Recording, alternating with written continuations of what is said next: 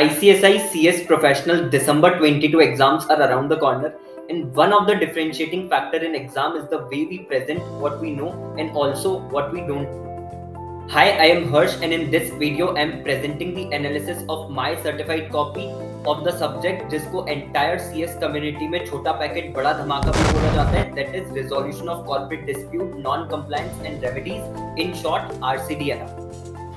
Well, with regard to presentation of an answer, you may have questions like how much to write, how to write, whether in paragraph or points, importance of highlighting the keywords, and how to answer when you don't know the exact answer. So, without wasting any time, let's jump into the analysis to find the answers to these questions. So, this is my certified copy of RCDNR, and you can see कि सारे questions जो है वो मैंने attempt करे and scored a total of 66 marks out of 100. अब इस analysis को हम किस तरीके से करने वाले हैं, तो सबसे पहले हम ये करेंगे कि जो भी क्वेश्चन मैंने अटेम्प्ट करा है वो क्वेश्चन जो गाइडलाइन आंसर शीट में वो क्वेश्चन मेंशन करा है, इसको सबसे पहले हम देखेंगे कि क्वेश्चन क्या था। फिर उसके बाद में जो मैंने आंसर लिखा है उसका वो देखेंगे, और फिर उसके बाद में जो भी आंसर गाइडलाइन आंसर में यहाँ पर मेंशन करा है इंस्टीट्यूट ने वो देखेंगे, मैच करेंगे कि किस तरीके से एग्जामिनर ने मार्क्स जो है वो अलॉट करें। तो सबसे पहले क्वेश्चन नंबर 6 पार्ट डी जो है वो मैंने अटेम्प्ट करा। क्वेश्चन नंबर 6 पार्ट डी क्या है, तो उन्होंने इस क्वेश्चन में बेसिकली ये बोला है कि न्यूली अपॉइंटेड जो डायरेक्टर्स होते हैं उनका एक ओरिएंटेशन सेशन होता है। अब इस ओरिएंटेशन सेशन में जो डायरेक्टर है वो ये पूछते हैं कि अगर पैनल लाइबिलिटी किसी भी पर्टिकुलर कॉन्ट्रावेंशन को लेकर के एक्ट या रूल के अंदर प्रिस्क्राइब नहीं करी गई है, ठीक है, कोई भी पेनल्टी अगर प्रिस्क्राइब नहीं करी गई है, तो क्या उस केस में पैनल लाइबिलिटी जो बनती है उसको एस्केप कर सकते हैं या नहीं कर सकते। और इंस्टीट्यूट ने इस क्वेश्चन में बोला था कि आप इस चीज पे कमेंट करो, can a director or officer in default escape from liability if no specific penalty or punishment is provided for contravention of provision of the act. तो सबसे पहले जब भी आप कोई क्वेश्चन अटेम्प्ट करोगे आपको ये जरूर देखना है कि उन्होंने क्या चीज आपसे मांगी है इस क्वेश्चन में, क्योंकि उन्होंने ये बोला था कि आपको कमेंट करना है, तो इसीलिए आपको ध्यान रखना है कि जब आप कंक्लूड करोगे आपका जो कंक्लूजन है वो इसी चीज पे डिपेंड करेगा कि इंस्टीट्यूट ने उस क्वेश्चन में आपसे क्या चीज करने को बोला है। अब इसको मैंने किस तरीके से अटेम्प्ट करा, तो सबसे पहले आपको ये चीज ध्यान रखनी है कि आप जो भी क्वेश्चन नंबर है और जो भी पार्ट आप अटेम्प्ट कर रहे हो वो आप क्लियरली मेंशन करो। सो आई मेंशन्ड कि मैं क्वेश्चन नंबर 6 जो है वो अटेम्प्ट कर रहा हूँ और उसका पार्ट डी जो है वो मैं अटेम्प्ट कर रहा हूँ। आगे मुझसे भी एक गलती हुई है जो हम डिस्कस करेंगे, लेकिन अभी क्वेश्चन नंबर 6 मैंने अटेम्प्ट करा और उसका जो पार्ट डी है वो मैंने यहाँ पे क्लियरली बॉक्स बना करके उनको बता दिया। सबसे पहले जो चीज करी है वो ये कि जो सेक्शन नंबर है मैंने वो मेंशन करा है। सेक्शन नंबर मेंशन करा तो ये जो सेक्शन नंबर मेंशन करा है ये करेक्ट मेंशन करा। सेकंड, जो भी प्रोविजन है सेक्शन का वो प्रोविजन मैंने लिखा। एंड थर्ड, जो कंक्लूजन उन्होंने बोला था वो कंक्लूजन मैंने प्रोवाइड करा है, and this conclusion is in the form of a comment. सो जो इसकी लैंग्वेज है वो एक बार मैं पढ़ करके आपको बता रहा हूँ। दस director or officer can not escape, दस यानी बेस्ड ऑन द प्रोविजंस जो मैंने ऊपर डिस्कस करा, डायरेक्टर और ऑफिसर जो है वो एस्केप नहीं कर सकते हैं liability if no specific penalty or punishment is provided for any contravention under the said act. इसके बाद में इसी आंसर में आप नोटिस करोगे कि जो भी इंपॉर्टेंट पॉइंट है उनको मैंने डबल जो है अंडरलाइनिंग या सिंगल अंडरलाइन मैंने जो है करा हुआ है। तो सेक्शन नंबर जो है उसको मैंने अंडरलाइन करा है। उसके बाद जो भी प्रोविजन है उसमें जो जो इंपॉर्टेंट पॉइंट्स हैं वो मैंने मेंशन करें कि ये जो सेक्शन नंबर है ये नो स्पेसिफिक पेनल्टी वाले केस की बात करता है, उस केस में पेनल्टी का अमाउंट कितना है, तो 10,000 उसको मैंने हाईलाइट करा। देन 1,000 पर डे को मैंने हाईलाइट करा, 2 लाख को हाईलाइट करा, 50,000 को हाईलाइट करा, कंपनी हाईलाइट करा क्योंकि 2 lakh in case of company है, 50,000 जो है वो ऑफिसर इन डिफॉल्ट के केस में, तो इसको हाईलाइट करा। उसके बाद में जब कमेंट लिखा है तो कमेंट में भी कैन नॉट एस्केप को मैंने जो है वो हाईलाइट करा है, बिकॉज एसेंशियली यही तो उन्होंने क्वेश्चन में जो है वो पूछा था।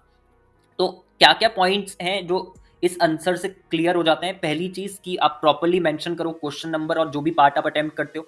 देन करेक्ट सेक्शन नंबर आपको मेंशन करना है। अगर आपको सेक्शन नंबर आता है तो आप मेंशन करो, अगर आपको नहीं आता है तो कोई प्रॉब्लम नहीं है, आप सीधे सीधे लिख सकते हो कि as per the relevant section of the act. जो भी उसका प्रोविजन है। ऐसा मैंने भी एक क्वेश्चन में शायद आगे करा हुआ है, एक दो क्वेश्चन में मैंने करा हुआ है जहाँ पे मैंने सेक्शन नंबर नहीं लिखा है। So correct section number and provision mention करा है। देन टू द पॉइंट और simple language, this is very important. इसको लेकर के बहुत सारे डाउट्स आते हैं कि लैंग्वेज किस तरीके की यूज करना है, क्या हमको मॉड्यूल के अंदर जो एग्जैक्ट लैंग्वेज दी है वही यूज करना है, तो ऐसा बिल्कुल भी नहीं है। If you will see the language, बहुत ही सिंपल लैंग्वेज लिखी है, कोई जार्गन्स का यूज नहीं करा है, ठीक है। इवन जो हमने ऊपर देखा था कि मैंने 66 स्कोर करा आउट ऑफ 100 और मेरे को कोई भी मार्क्स उन्होंने यूनिफॉर्मिटी या रैशनलाइजेशन पे नहीं दिए, उसका क्या कारण है वो मैं आपको बाद में बताऊंगा। बट इस क्वेश्चन में भी जो मार्क्स मेरे को पूरा आंसर सही होने पे भी जो मार्क्स मिले वो मिले 3 आउट ऑफ 4। तो इसका रीजन ये है कि जो ये सेक्शन है 450, जिस सेक्शन की अभी हमने बात करी है, जो सेक्शन है, इस सेक्शन में और भी बहुत सारी चीजें जो है वो लिखी है। तो ये जो ग्रीन में हाईलाइटेड आपको दिख रहा है, ये वाला जो पोर्शन है जो ग्रीन में हाईलाइटेड है, ये चीज मैंने नहीं लिखी है उसमें। मैंने सिर्फ रेलेवेंट पोर्शन उठा करके लिखा, 450 मैंने पूरा नहीं लिखा। तो मैंने कहां से लिखा है उसमें, यहां से, shall be liable to a penalty of 10,000 rupees, जो येलो कलर में यहाँ पे हाईलाइटेड है। इसीलिए जो 1 मार्क्स है वो उन्होंने क्या करा, डिडक्ट कर लिया। तो एक ये चीज आपको याद रखनी कि टू द पॉइंट और सिंपल लैंग्वेज आपको लिखनी है। उसके बाद में फोर्थ जो कंक्लूजन होगा आपका, वो कंक्लूजन आपका हमेशा बेस्ड होना चाहिए जो आपसे क्वेश्चन में पूछा गया है। फिफ्थ, जो भी कीवर्ड्स होते हैं आप कोशिश करो कि आप हाईलाइट करो। सिक्स्थ, जो आपकी हैंडराइटिंग है वो लेजिबल होनी चाहिए, वो पढ़ करके थोड़ा समझ में आए ऐसी होनी चाहिए। और लास्ट पॉइंट जो कि बहुत इंपॉर्टेंट है, बिकॉज वो जो पॉइंट है वो आपका सिक्स्थ वाला जो पॉइंट है, लेजिबल हैंडराइटिंग, उसको भी उसके साथ अगर मैं बोलूँ कॉम्प्लीमेंट्री है कि आप प्रॉपर स्पेसिंग अगर करते हो तो आपकी हैंडराइटिंग जो है वो लेजिबल कहीं ना कहीं हो जाती है, थोड़ा सा अच्छा दिखाई देता है प्रेजेंटेशन के टर्म्स में। तो ये 7 पॉइंट्स हैं जो आपको ध्यान में रखने हैं। उसके बाद सेकंड जो मैंने अटेम्प्ट करा वो था क्वेश्चन नंबर 6 का पार्ट सी। अब क्वेश्चन नंबर 6 का पार्ट सी जो है वो क्या था, तो क्वेश्चन नंबर 6 पार्ट सी में उन्होंने ये पूछा था कि इंडिपेंडेंट डायरेक्टर जो है, इंडिपेंडेंट डायरेक्टर ये सजेस्ट कर रहे हैं मैनेजमेंट को कि कंपनी को इंडिपेंडेंट डायरेक्टर इंश्योरेंस पॉलिसी जो है वो लेनी चाहिए। हाउएवर जो एग्जीक्यूटिव डायरेक्टर है उनका ये कहना है कि कंपनी ने ऑलरेडी साइड इंश्योरेंस पॉलिसी जो है वो ले रखी है, तो कोई दूसरी पॉलिसी लेने की जरूरत नहीं है। तो वो ये पूछ रहे हैं कि क्या कंटेंशन एग्जीक्यूटिव डायरेक्टर्स का जस्टिफाइड है। As I said, based on जो भी आपसे क्वेश्चन में पूछा गया है, आपका कंक्लूजन उसी बेसिस पे आपको देना है। तो यहां उन्होंने क्या पूछा, इसके पहले वाले क्वेश्चन में उन्होंने आपसे बोला था कि आप कमेंट करो, इस वाले क्वेश्चन में वो आपसे बोल रहे हैं कि क्या कंटेंशन एग्जीक्यूटिव डायरेक्टर्स का जस्टिफाइड है या नहीं है। अब इसको किस तरीके से अटेम्प्ट करा, तो सबसे पहले जो भी रेलेवेंट इसकी रेगुलेशन है, regulation 25 sub regulation number 10 CBLODR की रेगुलेशन है, it is mandatory for every listed company to take DNO policy, director and officer policy, IDs के लिए लेना मैंडेटरी है।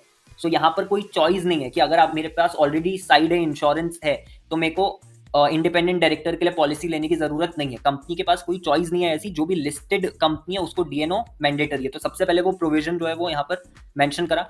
अगर वो एंटिटी जो है वो किसका पार्ट बनती है, टॉप 1000 लिस्टेड एंटिटी का पार्ट बनती है, तो आपको DNO जो है, अगर आप मतलब टॉप 1000 लिस्टेड एंटिटी में से अगर आप एक हो तो आपको DNO पॉलिसी जो है वो आईडीज के लिए लेना पड़ेगी। सबसे पहले ये पॉइंट मेंशन करा। दूसरी चीज, जो पर्पस है आईडी इंश्योरेंस पॉलिसी का, वो मैंने मेंशन करा कि purpose of ID insurance policy और जो साइड इंश्योरेंस पॉलिसी है वो अलग अलग होता है।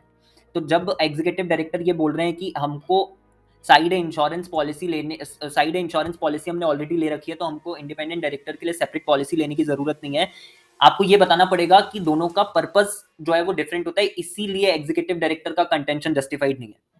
तो मैंने ये चीज मेंशन करी है कि दोनों का जो पर्पस है वो अलग अलग होता है। दूसरा पॉइंट, पहले ही चीज प्रोविजन, दूसरा पर्पस, दोनों का अलग अलग है। देन उसके बाद में मेंशन कि साइड इंश्योरेंस आखिर किस काम आता है, तो side insurance policy acts as a last line of defence for directors where company is not able to provide adequate protection to them. ID insurance policy का क्या एम होता है, तो बेसिकली दोनों डिस्कस कर लिए जो यहां पर इस पॉइंट में बोला था, सेकंड वाले पॉइंट में, कि दोनों का पर्पस अलग अलग है, उसी को इस पॉइंट की मदद से और इस पॉइंट की मदद से एक्सप्लेन कर दिया कि साइड ए का क्या होता है और आईडी इंश्योरेंस पॉलिसी का क्या होता है। Is aim for protection of independent directors specifically and provide a separate cover for losses. अच्छा, फिर एक और इंपॉर्टेंट पॉइंट ये वाला जो है वो मेंशन करा कि साइड ए इंश्योरेंस जो है doesn't provide separate cover for IDs only. सिर्फ इंडिपेंडेंट डायरेक्टर के लिए separate cover side insurance policy में नहीं होता है, इसीलिए जो आईडी इंश्योरेंस पॉलिसी उसकी इंपॉर्टेंस और ज्यादा बढ़ जाती है। सो ये जो पॉइंट यहाँ पर लिखा था कि स्पेसिफिकली ये किसको प्रोटेक्शन देता है, आईडीज को। ये वाला पॉइंट जो है वो किससे और सब्सटेंशिएट हो गया या कॉम्प्लीमेंट्री टू दिस पॉइंट, ये वाला पॉइंट आ गया कि side insurance doesn't provide separate cover for IDs only. उसके बाद में जो एक ये पॉइंट मैंने मेंशन करा कि it is desirable for a company to have both ID insurance policy and side insurance, कि दोनों होना चाहिए कंपनी में, क्योंकि दोनों का पर्पस अलग अलग है, तो दोनों होना चाहिए कंपनी में। So in the given case the contention of executive director is not justified.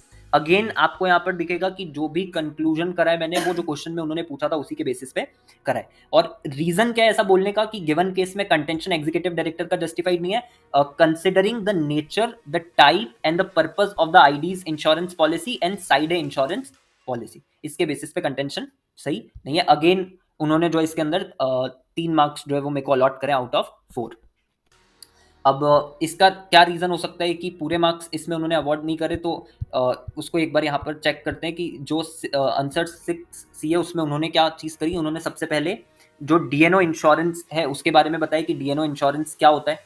ठीक है, कहीं पर भी उन्होंने प्रोविजन वगैरह मेंशन नहीं करा जो मैंने मेंशन करा था, सीधे उन्होंने ये बोला कि डीएनओ इंश्योरेंस जो है किनको कवर करता है और उसका पर्पस क्या है, वो सारी चीजें यहाँ पर उन्होंने बताई है। दिस मीन्स की significant claim against the company and employees may deplete the limits available for individual officers and directors. So basically इन्होंने ये चीज बताई कि क्योंकि डीएनओ इंश्योरेंस जो है वो डायरेक्टर को कवर करता है, ऑफिसर को कवर करता है, एम्प्लॉय को कवर करता है और कंपनी को भी कवर करता है। तो अगर ऑफिसर या एम्प्लॉय या कंपनी कुछ गलत करती है तो डीएनओ इंश्योरेंस की certain limit will get exhaust उस लॉस को कवर करने में जो ऑफिसर, एम्प्लॉय या कंपनी ने करे।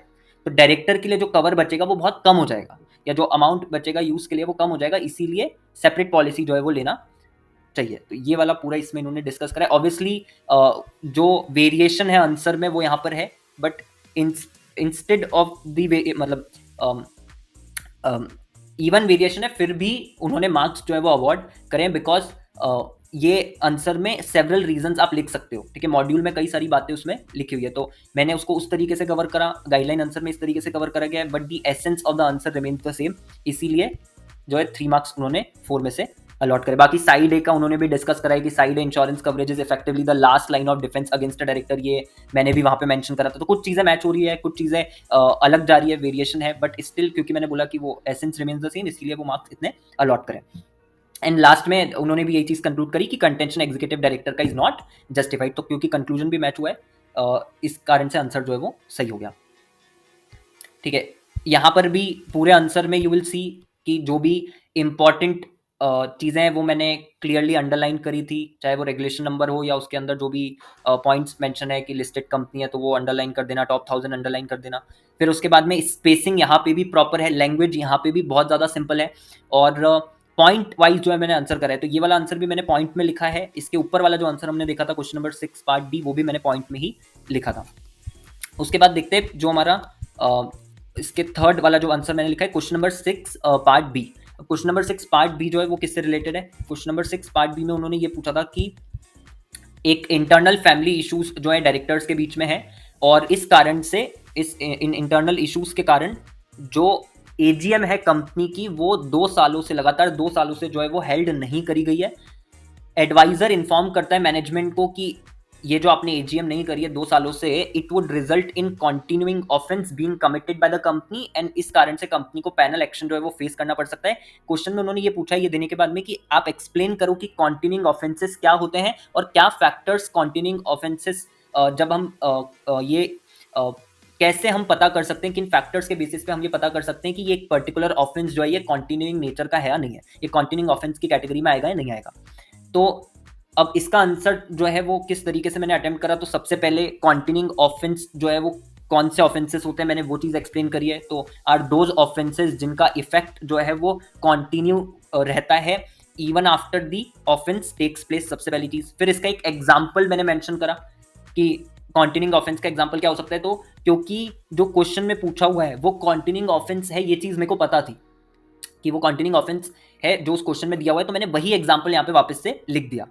So in the given case, only not holding AGM deprived members of their right to participation and vote, and ये जो deprivation है ये continuing nature का होता है, क्योंकि आगे चल कर के भी आप वो अपना जो right है वो exercise नहीं कर पाते। हो, तो वहीं से ये एग्जाम्पल यहाँ पर लिख दिया। उसके बाद फैक्टर्स क्लियरली मेंशन करें कि कौन कौन से फैक्टर्स हैं। इसमें जो है 3 फैक्टर्स मैंने मेंशन करें। सबसे पहले इफेक्ट्स जो है ऑफेंस के वो सबसिस्टिंग इन नेचर होते हैं, तो वो चीज मेंशन करी। देन इंटेंशन जो है लेजिस्लेचर का वो आपको कंसिडर करना है जब आप डिसाइड कर रहे हो कि कोई भी ऑफेंस कॉन्टिन्यू नेचर का है या नहीं। And then correction of the contravention must be made compulsory. इसमें और भी कई सारे फैक्टर्स है, बट मेरे को वो फैक्टर्स याद नहीं आ रहे थे, तो मैंने सारे फैक्टर्स नहीं लिखे, मैंने सिर्फ 3 ही फैक्टर्स जो है वो मेंशन करें। और फिर इसी के बेसिस पे मैंने लिखा कि it must be noted that offences for which fine or penalty is levied for number of days the default continues. तो जहां पर भी ऐसा लिखा रहता है किसी भी पेनल्टी में कि जितने टाइम मतलब जितने दिन के लिए डिफॉल्ट कंटिन्यू करेगा हम जो है उसके बेसिस पे पाएंगे पेनल्टी लगाएंगे, ये कॉन्टिन्यूइंग ऑफेंस हो भी सकता है और नहीं भी हो सकता है। ये चीज फिर इसके अंदर मैंने मेंशन कर दी।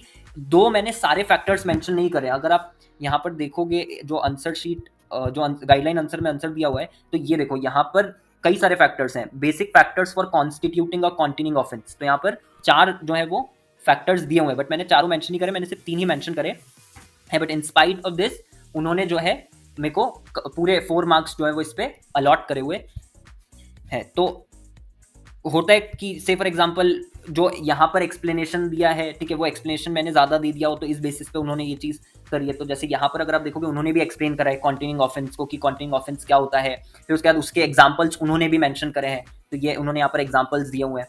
फिर उसके बाद में उन्होंने बेसिक फैक्टर्स जो है वो यहाँ पर बताए। तो फ्लो जो है आंसर का वो सेम है, बट लैंग्वेज आपकी वेरी कर सकती है, वर्ड्स आपके वेरी कर सकते हैं। अगर आपका आंसर का जो एसेंस है वो सेम है, you will get the marks. आपको सेम लैंग्वेज जो है वो लिखने की बिल्कुल भी ज़रूरत नहीं है। उसके बाद में यहाँ इस आंसर में भी सेम प्रॉपर जो है मेंशन करा है कि कौन सा क्वेश्चन है, उसका कौन सा पार्ट है। फिर उसके बाद में प्रॉपर लैंग्वेज जो है वो यूज़ करिए, to the point language use करिए, रेलेवेंट लैंग्वेज यूज़ करिए, स्पेसिंग प्रॉपरली दी है। उसके बाद जो फैक्टर्स है वो 3 जितना याद आता था उतना लिख दिया, ठीक है। तो ये कई बार ज़रूरी नहीं है कि आपको पूरा आंसर लिखना पड़े। अगर आप थोड़ा सा भी मतलब कुछ चीज़ मिस भी कर जाते हो तो it's fine, it is not a problem. उसके बाद में क्वेश्चन नंबर 6 का जो ए वाला पॉइंट है, ठीक है, मतलब ए वाला जो पार्ट है वो मैंने अटेम्प्ट करा। क्वेश्चन नंबर 6 ए के अंदर इन्होंने क्या चीज पूछी है, क्वेश्चन नंबर 6 ए में पूछा था इन्होंने कि मीडिएटर और कंसीलिएटर जो है वो फैसिलिटेट करता है in arriving a decision to resolve the dispute, he shall not and can not impose any settlement. ये एक इंपॉर्टेंट लाइन थी इस क्वेश्चन की कि वो जो है वो सेटलमेंट इम्पोज नहीं कर सकता और उसको करना भी नहीं चाहिए। वो सिर्फ मदद कर रहा है पार्टीज को कि आप आपस में सेटलमेंट कर लो, जो भी टर्म्स आप आपस में अग्री करोगे उसके बेसिस पे, हम आपको टर्म्स नहीं बताएंगे, ठीक है। इसी के बेसिस पे, इसी स्टेटमेंट के बेसिस पे उन्होंने ये पूछा था कि आप एक्सप्लेन करो कि कौन रिस्पॉन्सिबल होता है। इसीलिए मैंने बोला कि ये जो लाइन यहाँ पर लिखी है, he shall not and can not impose any settlement, ये लाइन इंपॉर्टेंट हो जाती है बिकॉज इसी से आपको आंसर मिल जाएगा। ये जो इन्होंने यहाँ पे पूछा है कि explain who is responsible to take a decision under the companies mediation and conciliation rules 2016। पहले आप ये बता दो कि कौन रिस्पॉन्सिबल होता है डिसीजन लेने के लिए। ऑब्वियसली इसका आंसर ये कि पार्टीज जो है वो रिस्पॉन्सिबल होती है डिसीजन लेने के लिए। एंड उसके बाद में what is the time limit for completion of mediation और कंसिलिएशन। तो इन 2 के बेसिस पे, इन 2 आंसर्स के बेसिस पे ये जो 4 मार्क्स का एलोकेशन है ये उनको मतलब इन दोनों के आंसर के बेसिस पे 4 मार्क्स का एलोकेशन जो है वो करा जाएगा। अब सबसे पहले क्या चीज मेंशन करी, तो सबसे पहले क्योंकि मेरे को स्पेसिफिक रूल इसका याद नहीं आ रहा था, इसका रूल है स्पेसिफिक नंबर बट वो मेरे को याद नहीं था, इसीलिए मैंने मेंशन कर दिया कि as per companies mediation and conciliation rules 2016, mediator और कंसिलिएटर जो है they are required to inform the parties that they have no authority to impose the settlement terms. ये रूल्स में क्लियरली लिखा है कि मीडिएटर और कंसिलिएटर की ऑब्लिगेशन है कि वो इन्फॉर्म कर दे पार्टीज को अपफ्रंट कि हमारे पास कोई अथॉरिटी नहीं है सेटलमेंट इम्पोज करने की या सेटलमेंट टर्म्स इम्पोज करने की। सेटलमेंट टर्म्स तो दोनों पार्टीज आपस में डिस्कस करेंगी पहले, उसके बाद में अग्री करेंगे, देन फिर उसके बाद जो भी सेटलमेंट टर्म्स है वो मीडिएटर कंसिलिएटर को बताएंगे और उसके बेसिस पे मीडिएटर कंसिलिएटर अपना अवार्ड पास कर देंगे। तो ये चीज पहले क्लियरली मेंशन कर दी जो प्रोविजन बोलता है।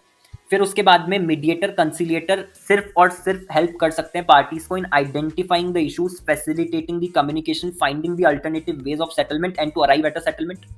Then mediator conciliator only guides the parties in respect of the issues, सिर्फ गाइड कर सकते हैं। तो ये जो पॉइंट्स है कि ओनली पार्टीज की मदद कर सकते हैं इन चीजों में, सिर्फ गाइड कर सकते हैं, ये सब बेसिकली पॉइंट्स किस मेन पॉइंट को सब्सटेंशिएट कर रहे हैं जो हमने यहाँ पे ऊपर लिखा है। तो इनको सब इस पॉइंट को सब्सटेंशिएट करने के लिए मैंने ये दोनों पॉइंट्स भी यहाँ पे फर्दर मेंशन करें। उसके बाद में सिर्फ गाइड करेंगे एंड अल्टीमेटली ये जो पॉइंट है ये बहुत ज्यादा इंपॉर्टेंट था इस आंसर में कि अल्टीमेटली पार्टीज जो है उन्हीं को अराइव करना पड़ेगा at a settlement by way of mutually agreed settlement terms. Mediator conciliator आपको सिर्फ इस चीज पे गाइड करने का काम करेंगे। देन अगेन कंक्लूजन मैंने दिया कि 10 parties are responsible, clearly mention करा। जो क्वेश्चन में पूछा था कि कौन रिस्पॉन्सिबल होता है, तो पार्टीज रिस्पॉन्सिबल होती हैं to lay down the settlement terms and mediator conciliator only passes an award on the basis of such agreed terms to make it binding. और सिर्फ इसी टर्म के बेसिस पे क्या काम करता है मीडिएटर कंसिलिएटर, अवार्ड पास करने का काम करता है और कोई काम करता नहीं है। अच्छा, एक और जो उन्होंने पूछा था कि टाइम लिमिट क्या है, तो टाइम लिमिट जो है वो यहाँ पर मैंने गलत लिखी है। टाइम लिमिट 4 मंथ्स नहीं है, टाइम लिमिट 3 मंथ्स है। टाइम लिमिट 3 मंथ्स की है, बट 3 मंथ्स क्योंकि मेरे को याद नहीं था, मेरे को 4 मंथ्स याद था, तो मैंने 4 मंथ जो है वो मेंशन कर दिया। ऑब्वियसली ये गलत है, और क्योंकि ये गलत है इसीलिए कितने मार्क्स मेरे को यहाँ पे अलॉट करें उन्होंने, 3 आउट ऑफ 4। इन केस ये 3 मंथ्स होता तो यहाँ पे जो एलोकेशन होता मार्क्स का वो होता 4 आउट ऑफ 4। अब ये पूरा जो है ये क्वेश्चन नंबर 6 जो है वो यहाँ पे कंप्लीट हो जाता है। देख, आपको ये चीज नोटिस आपको करनी है कि जो भी क्वेश्चन अटेम्प्ट करा है, जो पैटर्न है वो जो है हर एक क्वेश्चन में सेम ही है। पॉइंट में आंसर लिखे हैं, चीजें क्लियरली मेंशन करी है, स्पेसिंग वैसे ही करी है जैसे पहले में करी थी, वैसे ही दूसरे में भी है, तीसरे में भी है, चौथे में भी है। उसके बाद में जो लैंग्वेज यूज हुई है, लगभग हर जगह सिंपल लैंग्वेज ही यूज करिए, कोई ऐसे जार्गन्स वगैरह यूज करने की कोशिश नहीं करिए। और ये चीज बहुत इंपॉर्टेंट है कि आप एक कंसिस्टेंट तरीके से सारे आंसर जो है वो अगर लिखते हो तो आपके लिए भी आसान हो जाता है और एग्जामिनर के लिए भी आसान हो जाता है। उसके बाद जो क्वेश्चन नंबर 5th ए है, क्वेश्चन नंबर 5th ए जो है ये क्वेश्चन जो है ये जो 8 मार्क्स के 2 क्वेश्चन आते हैं वो उसके बाद मैंने अटेम्प्ट करे। तो क्वेश्चन नंबर 5 ए जो है वो किससे रिलेटेड था, क्वेश्चन नंबर 5 ए रिलेटेड था क्राइसिस मैनेजमेंट से। क्राइसिस मैनेजमेंट से रिलेटेड ये क्वेश्चन पूछा था कि क्राइसिस मैनेजमेंट को यहाँ पर उन्होंने क्राइसिस मैनेजमेंट को लेकर के एक लाइन लिख दी एंड उसके बेसिस पे बोला कि आप एक्सप्लेन करो इस स्टेटमेंट को with the help of any 2 suitable cases. तो आपको ये ध्यान रखना है कि जब आप क्राइसिस मैनेजमेंट वाला जो चैप्टर नंबर 8 है वो कर रहे हो तो उसमें कई सारे केसेस दिए, तो वो केसेस भी करके जाओ, बिकॉज ऐसा हो सकता है कि वो आपसे ये एग्जाम्पल या ऐसा बोल दें कि स्टेटमेंट सपोर्ट करने के लिए आप as an example 2 cases discuss करो। अब इसको किस तरीके से आंसर करा, बिकॉज ये 8 मार्क्स का क्वेश्चन था, तो इसके लिए सबसे पहले आप डिस्कस करोगे क्राइसिस मैनेजमेंट जो है, मैंने सबसे पहले डिस्कस करा है क्राइसिस मैनेजमेंट क्या होता है। इसके अंदर क्राइसिस मैनेजमेंट की जो भी डेफिनेशन होती है वो यहाँ पे डिस्कस कर दी। फिर उसके बाद में इसका यूज जो है वो कहाँ पे होता है, तो या यूज किस तरीके किस काम आता है ये, तो it is a tool which is use to contain the after effects of any incident. Then crisis management crucial क्यों है किसी भी ऑर्गेनाइजेशन के लिए, वो चीज़ यहाँ पे डिस्कस करी है। फिर उसके बाद में क्राइसिस मैनेजमेंट कैसे हेल्प करता है ऑर्गेनाइजेशन को, वो यहाँ पे डिस्कस करा। देन जो केसेस उन्होंने बोले हैं कि आप केस का यूज करके उसको जो है अपने आंसर को सपोर्ट करो, तो केस एयरलाइन पीआर क्राइसिस का जो है वो डिस्कस करा, क्योंकि मेरे को वो एयरलाइन का नाम नहीं पता था तो वो नाम मैंने यहाँ पर मेंशन नहीं करा, बट ये पता था मुझे कि वो केस हुआ क्या था, तो वो चीज़ मैंने यहाँ पे मेंशन करी कि एयरलाइन पीआर क्राइसिस एक हुआ था, उसको यहाँ पे डिस्कस कर दिया। 2 पॉइंट्स में डिस्कस करा है, बुलेट पॉइंट्स में, ज़्यादा इसको स्ट्रेच करने की जो है मैंने कोशिश नहीं करी उस टाइम पे। और 8 मार्क्स का था, बट अगर आपको लगता है कि आंसर टू द पॉइंट है आपका, आपको जो लैंग्वेज आप यूज करोगे टू द पॉइंट है, तो आपको अननेसेसरी उसको स्ट्रेच करने की जरूरत नहीं है। इस केस में क्या हुआ था वो यहाँ पे क्लियरली बता दिया कि इस केस में one of the passenger was dragged very harshly from his seat by the airline staff which cause serious injury to the passenger. और इस इंसिडेंट के बाद में सोशल आउटरीच जो है वो हुआ था, जिसके कारण सीईओ जो है उनको अपोलॉजी जो है वो करनी पड़ी थी। और ये क्यों रेलिवेंट हो जाता है, ये वाला जो पॉइंट है ये टू द पॉइंट मैंने लिखा है रेलेवेंट है क्यों, क्योंकि जब आप क्वेश्चन पढ़ते हो तो क्वेश्चन में यहाँ पर लिखा हुआ है कि even if it is an apology it has to be carefully crafted. तो ये वाला जो पॉइंट उन्होंने यहाँ पे मेंशन करा इससे काफ़ी रिलेट हो रहा है।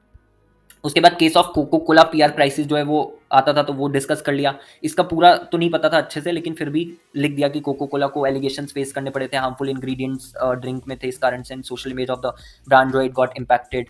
कोको कोला मैनेजमेंट टीम ने हैंडल करा क्राइसिस को very effectively by coming forward in public and making transparent disclosure. तो अगर आप ये चीज़ देखोगे, ये कहीं पे भी मॉड्यूल में नहीं लिखी है वाली लैंग्वेज, या ये वाली लैंग्वेज भी कहीं पे भी मॉड्यूल में नहीं लिखी हुई है, बट जो मेरी अंडरस्टैंडिंग थी उसके बेसिस पे जो मेरे को याद आया उस टाइम पर वो मैंने यहाँ पर मैंशन करा एंड दस उसके बेसिस पे कंक्लूजन करा। सो एसेंशियली 2 पेजेस आप मान सकते हो, वैसे तो मतलब 2.5 भी नहीं बोलेंगे इसको, बट येस ठीक है 3 पेजेस तक एसेंशियली आंसर जो है वो गया है 8 मार्क्स का। और इसमें उन्होंने मेरे को कितने मार्क्स दिए, 8 में से 6 मार्क्स जो है वो अलॉट करें। ऑब्वियसली ये जो है क्यों ऐसा करा है उन्होंने, क्योंकि यहाँ पर जो आंसर लिखा है तो ये एयरलाइन का पीआर क्राइसिस वाला एग्जांपल जो है वो यहाँ पे दिया हुआ है, और दूसरा एक जो कोको कोला वाला है वो भी यहाँ पे होप कि दिया और नहीं दिया है। तो कोको कोला वाला क्योंकि यहाँ पे मेंशन नहीं है तो माइट बी पॉसिबल कि उनको लगा होगा कि खुद से मैंने ये एग्जाम्पल जो है वो बना करके लिखा है या वॉट एवर जो भी यहाँ पर नहीं है क्योंकि, तो ऐसा हो सकता है कि उनको लगा है उसके बेसिस पे उन्होंने वो जो 2 मार्क्स है वो कट करे। बट डिस्कशन जो है इसी तरीके से हुआ है, यहाँ पे भी यही समझाया गया कि क्राइसिस मैनेजमेंट क्या होता है, तो is the process by which, सबसे पहले उन्होंने डेफिनेशन जो है वो डिस्कस करी है। फिर कोई भी बिजनेस लार्ज या स्मॉल जो है वो प्रॉब्लम्स फेस कर सकता है नॉर्मल कोर्स ऑफ ऑपरेशंस में, तो वो सारी चीज़ें यहाँ पे बता दी। क्राइसिस के एग्जाम्पल दे दिए क्या हो सकते हैं। देन क्राइसिस आपका सेल्फ इन्फ्लिक्टेड और cause by external forces. Essentially ये जो स्टार्टिंग की डिस्कशन है ये तो सिर्फ इसी बारे में कि क्राइसिस मैनेजमेंट क्या होता है, और यही सारी चीज़ें यहाँ पर मैंने भी मैंशन करिए। अगेन आई विल से कि जो आपकी लैंग्वेज है वो डिफर बिल्कुल कर सकती है, और आपको यहाँ पर दिख रहा है सामने की लैंग्वेज डिफर कर रही है, कंप्लीटली डिफर कर रही है, स्टिल उन्होंने मार्क्स जो है वो अलॉट करे हैं। इसके बाद में क्वेश्चन नंबर 5 का जो बी वाला है उसमें उन्होंने क्या पूछा था, तो उसमें उन्होंने पूछा था कि SFIO जो है उससे रिलेटेड एक नोट प्रिपेयर करना था। Prepare a detailed note explaining the provision of investigation into affairs of a company under section number 212 जो कि SFIO का सेक्शन है, एसेंशियली SFIO का सेक्शन है। तो बाकी ऊपर थोड़ा सा उन्होंने केस स्टडी टाइप जो है वो दिया हुआ है, और फिर उसके बाद में मतलब डायरेक्ट ही है ये क्वेश्चन, वैसे तो कोई केस स्टडी बेस्ड नहीं है, बट थोड़ा सा बस एक केस डिस्कस कर दिया ऊपर उन्होंने। इसका आंसर किस तरीके से दिया था मैंने, तो इसका आंसर मेरे को अच्छे से नहीं आता था, तो मैंने ये करा था कि ये जो क्वेश्चन नंबर है और जो इसका पार्ट है वो डाल करके ये स्पेस जो है मैंने छोड़ दी थी, और मैं बाकी के क्वेश्चन अटेम्प्ट जो है वो करने लग गया था। तो जो आगे के क्वेश्चन है वो मैंने अटेम्प्ट करना स्टार्ट कर दिए थे, इसके लिए मैंने स्पेस छोड़ दी थी। तो इसलिए आपको दिखेगा कि यहाँ पे थोड़ा सा राइटिंग जो है वो अलग है। जो 5A में राइटिंग है उसमें और यहाँ पे जो राइटिंग है वो अलग अलग है। रीज़न ये है कि इसको फिर मैंने लास्ट में अटेम्प्ट करा था, जो लास्ट का 15-20 मिनट्स होते हैं उसमें अटेम्प्ट करा था। तो इसमें मैंने यही चीज़ डिस्कस करी कि जो सेक्शन 212 है वो किस बारे में बात करता है, कब कब इन्वेस्टिगेशन जो है वो ऑर्डर करी जा सकती है कंपनी के अफेयर्स में। तो on receipt of investigation report, intimation by company by way of SR, on a reference made by CGI-SG and on a order of tribunal और कोर्ट। देन सेक्शन 212 सबसेक्शन 6 जो है ये मेंशन करा कि ये क्या बोलता है। SFIO अंडरटेक कर सकता है इन्वेस्टिगेशन फॉर ऑफेंसेस जो 447 में कवर है, तो ये चीज़ डिस्कस करी। फिर उसके बाद SFIO prepares a detailed investigation report and में ऑल्सो भी आस्क्ड टू फर्निश प्रिलिमिनरी, जिसको इंटरिम रिपोर्ट बोलते हैं, ड्यूरिंग द इन्वेस्टिगेशन। तो जो जो पॉइंट्स मेरे को याद आते जा रहे थे वो इसमें लिखता जा रहा था, क्योंकि एग्जैक्ट आंसर मेरे को इसका नहीं आता था। तो SFIO serves a company with show cause notice to SC and show cause notice to show cause why affairs should not be investigated. On receipt of the reply, the SFIO held the personal hearing. Then if after the SFIO is satisfied, affairs ought to be investigated, SFIO appoints the investigating officer. The employees have the duty to cooperate with the investigating officer. तो यहाँ पर इसको क्योंकि last में time कम बचा था तो investigating officer को यहाँ पर मैंने लिख दिया कि IO होता है, और फिर उसके बाद यहाँ पर उसका शॉर्ट फॉर्म जो था वो लिख दिया। तो इस तरीके से भी आप कर सकते हो आंसर में, जहाँ पे आपको लगता है कि चीज़ें रिपीट होने वाली, अननेसेसरी आपको रिपीट करना पड़ेंगी चीज़ें, तो आप उनको मेंशन करके ब्रैकेट में उनका शॉर्ट फॉर्म मेंशन कर दो, और फिर आगे जहाँ पर भी आप उनको यूज़ करो वहाँ पर आप शॉर्ट फॉर्म उसका यूज़ कर सकते हो। तो ये वाली एक चीज़, तो बस इतने ही पॉइंट्स मेरे को आते थे, इतने पॉइंट्स मैंने लिखे, तो उन्होंने मुझे इसमें 4 मार्क्स जो है वो अलॉट कर दिए 8 में से। तो यहाँ पर आपको ये समझना है कि इंपॉर्टेंस क्या है आंसर अटेम्प्ट करने की, एंड देन ये पॉइंट जो मैंने क्वेश्चन में भी रेस करा था आगे कि किस तरीके से आप आंसर अटेम्प्ट कर सकते हो जब आपको एग्जैक्ट आंसर नहीं पता है। तो इसका भी एग्जैक्ट आंसर मेरे को नहीं पता था, कुछ चीज़ें मेरे को पता थी कि ठीक है 212 में कब कब होता है, तो ये 4 पॉइंट्स जो यहाँ पर लिखे ये चीज़ मेरे को पता थी। फिर क्योंकि ये वाला सेक्शन और सबसेक्शन मैंने दोनों मेंशन करा है, तो इसके बारे में थोड़ा सा मेरे को आइडिया था, तो मैंने ये चीज़ जो जो चीज़ें आपको पता है उससे related again I will say कि इररेलेवेंट चीज़ें नहीं लिखना है। अच्छा, यहाँ पर जितने भी पॉइंट्स मैंने लिखे हैं वो इररेलेवेंट पॉइंट्स नहीं है, they are related to the investigation. Though the answer is not complete, सारे पॉइंट्स यहाँ पर नहीं लिखे मैंने, बट जितने भी पॉइंट्स लिखे हैं वो रेलेवेंट पॉइंट्स हैं। तो आप ध्यान रखो कि आपको इररेलेवेंट नहीं लिखना है। रेलेवेंट पॉइंट्स अगर आपको आते हैं, पूरा आंसर आपको नहीं आता, तो आप जितने रेलेवेंट पॉइंट्स आते हैं आप उतने रेलेवेंट पॉइंट्स जो है वो मेंशन वहां पे कर दो, आपको जो है मार्क कुछ ना कुछ मार्क्स तो वो अलॉट कर ही देंगे। उसके बाद क्वेश्चन नंबर 4 का जो बी वाला है, अब क्वेश्चन नंबर 4 का जो बी वाला है उसमें क्या पूछा था, तो क्वेश्चन नंबर 4 के बी में क्वेश्चन नंबर 4 का बी मैंने सबसे पहले करा। क्वेश्चन नंबर 4 के बी में उन्होंने बोला कि आर्टिकल ऑफ एसोसिएशन जो है कंपनी के, उनमें एक प्रोविजन लिखा हुआ है कि लोन अगर आपको लेना है 5 करोड़ से ज़्यादा का किसी भी बैंक से, तो स्पेशल रिजोल्यूशन जो है वो नेसेसरी है। अब due to the business emergencies एक ओकेजन पे कंपनी क्या करती है कि लोन ले लेती है 5.5 करोड़ का from a scheduled bank by passing an ordinary resolution and completing the necessary documentation. तो आर्टिकल ऑफ एसोसिएशन बोलते हैं 5 करोड़ से ज़्यादा का अगर लोन लेना है तो स्पेशल रेजोल्यूशन पास करना है। कंपनी ऑर्डिनरी पास करके जो है वो क्या करती है, लोन ले लेती है। वो बोल रहे हैं इस एक्ट की वैलिडिटी को एग्जामिन करो, तो बस ये पूछ रहे हैं कि ये एक्ट जो भी उन्होंने करा है ये वैलिड है या नहीं है।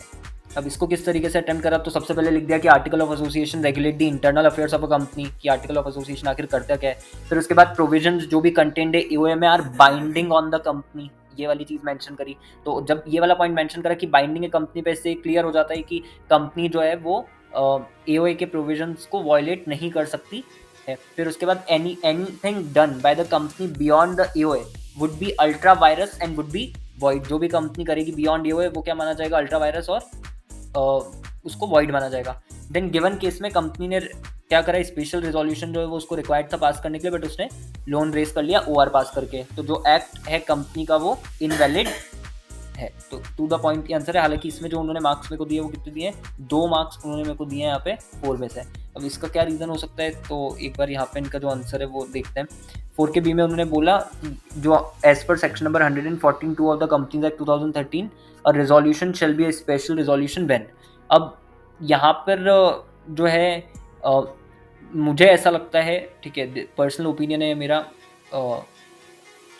इंस्टीट्यूट ने ये वाला जो पॉइंट मेंशन करा है कि किसको हम स्पेशल रिजोल्यूशन बोलते हैं और किसको ओआर बोलते हैं, हालांकि ओआर यहाँ पर नहीं लिखा, बट किसको स्पेशल रिजोल्यूशन बोलते हैं, ये वाला जो पॉइंट मेंशन कर रहे हैं बहुत इररेलेवेंट सा पॉइंट है यहाँ पे।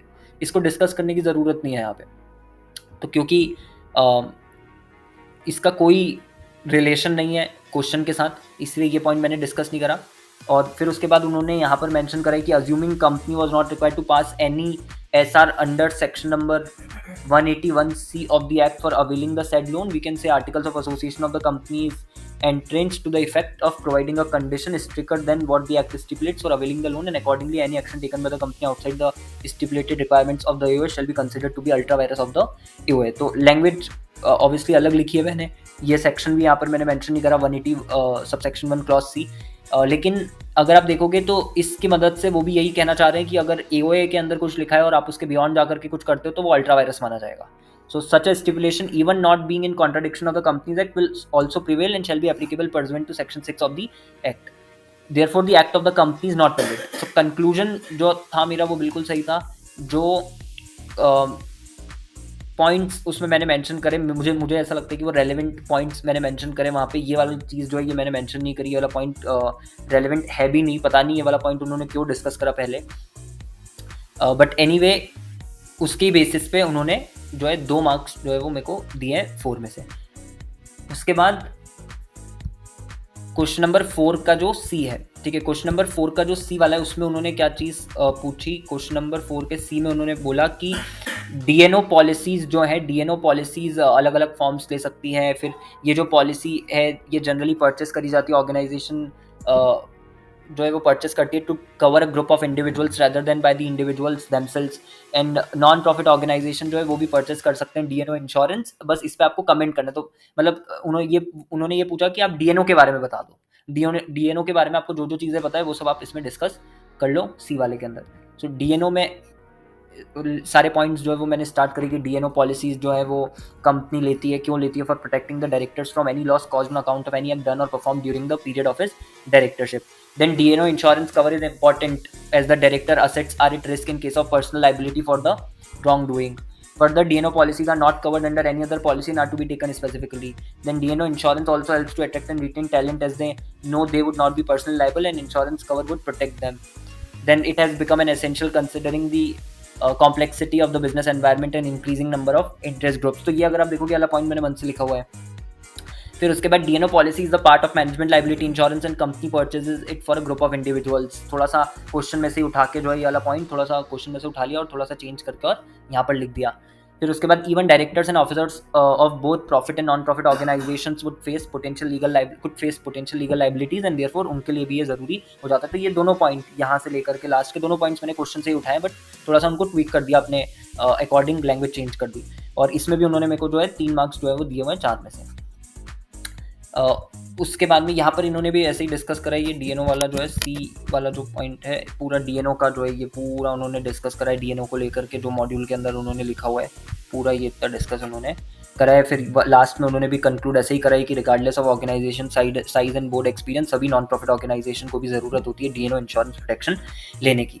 तो एग्जैक्ट आपका आंसर नहीं भी है, अगेन इट विल वर्क, सिर्फ आपका जो पूछ रहे हैं वो आंसर हो जाना चाहिए। उसके बाद क्वेश्चन नंबर 4 का डी जो है, अब क्वेश्चन नंबर 4 का डी जो है उसमें उन्होंने क्या पूछा था, तो क्वेश्चन नंबर 4 का जो डी है उसमें उन्होंने पूछा था कि कंपनी का जो मैनेजमेंट है is taken care by the BOD और directors are expected to perform best in the best interest of the company. एक सिंगल डायरेक्टर भी अगर कोई गलत काम करता है, एंड्यू एडवांटेज लेने की कोशिश करता है out of stakeholder money, it can result in fraud. तो यहाँ पे क्वेश्चन उनका ये था कि ये जो फ्रॉड एक डायरेक्टर करेगा, क्या ये दूसरे डायरेक्टर्स को भी लायबल बना देगा? Will fraud by just one director make the other directors liable? ये उन्होंने इसमें पूछा था। इसका आंसर किस तरीके से लिखा मैंने, तो सबसे पहले मैंने डिस्कस करा सेक्शन नंबर 2 सब सेक्शन 60 जो कि बात करता है कि ऑफिसर इन डिफॉल्ट के अंदर कौन कौन आता है। तो मैंने पूरा सेक्शन नहीं लिखा है, आपको पूरा सेक्शन लिखने की जरूरत नहीं, पूरा सेक्शन तो बहुत बड़ा है, ठीक है, उसमें 7-8 पॉइंट्स है, लेकिन पूरा सेक्शन ही आपको सिर्फ रेलेवेंट, आप जो उसका एक्सट्रैक्ट है वो भी मेंशन कर सकते हो। तो ये जो आप देख रहे हो यहाँ पे, ये जो मैंने 2 लाइन में लिखा है, ये उसका रेलेवेंट एक्सट्रैक्ट है कि डायरेक्टर्स जो है वो भी कवर होते हैं in the term officer in default. उसके बाद जहां पर कोई भी डायरेक्टर अवेयर होता है कॉन्ट्रावेंशन के बारे में, आइदर बाय रीजन ऑफ, तो किन किन तरीकों, अगर उसको पता है कि कॉन्ट्रावेंशन हुआ है, अब वो कैसे पता है उसको, उसके कई सारे रीजन हो सकते हैं, बट अगर आपको पता है कि कॉन्ट्रावेंशन हुआ है तो इसका मतलब ये है कि आप ऑफिसर इन डिफॉल्ट में जो है कवर हो जाते हैं। सो या तो आपको बोर्ड मीटिंग की जो प्रोसीडिंग्स होती हैं वो मिली हैं, या आपने पार्टिसिपेट करा बोर्ड मीटिंग में बिना कोई ऑब्जेक्शन लिए, जब वो पर्टिकुलर एक्ट जो कि कॉन्ट्रावेंशन, मतलब जो गलत काम आप कर रहे हो, सॉरी, जो फ्रॉड आप कर रहे हो, जो भी एक्ट आप कर रहे हो जो कॉन्स्टिट्यूट करता है फ्रॉड, जब उसको लेकर के मीटिंग हो रही थी तो आपने उस पर पार्टिसिपेट करा विदाउट ऑब्जेक्शन, या act was done by his consent और कॉन्वेंस, आपने ही बोला कि हाँ चलो फ्रॉड करते हैं, बड़ा मजा आएगा, तो वो इसमें आ जाएगा। So such director would be under the purview of officer in default. ये सब इसमें कवर हो जाएंगे, अगर ऐसा कुछ करता है डायरेक्टर तो वो ऑफिसर इन डिफॉल्ट टर्म में कवर हो जाएगा। फर्दर SS1 क्या बोलता है वो मैंने यहाँ पे डिस्कस करा कि मिनट्स ऑफ द मीटिंग जो है वो आपको सर्कुलेट करनी होती है सभी मेंबर्स को of the board, and not only to those who participated in the meeting. तो क्योंकि जिन्होंने पार्टिसिपेट नहीं करा है उनको भी कहीं ना कहीं मिनट्स मिलते हैं, और मिनट्स मिलते हैं तो उनको प्रोसीडिंग्स जो है, जो हमने ऊपर पॉइंट डिस्कस करा फर्स्ट वाले की receipt of proceedings of the board meeting, ये वाला क्राइटेरिया पूरा हो जाएगा, तो जिन्होंने पार्टिसिपेट नहीं करा है उनको भी ऑफिसर इन डिफॉल्ट मान लिया जाएगा।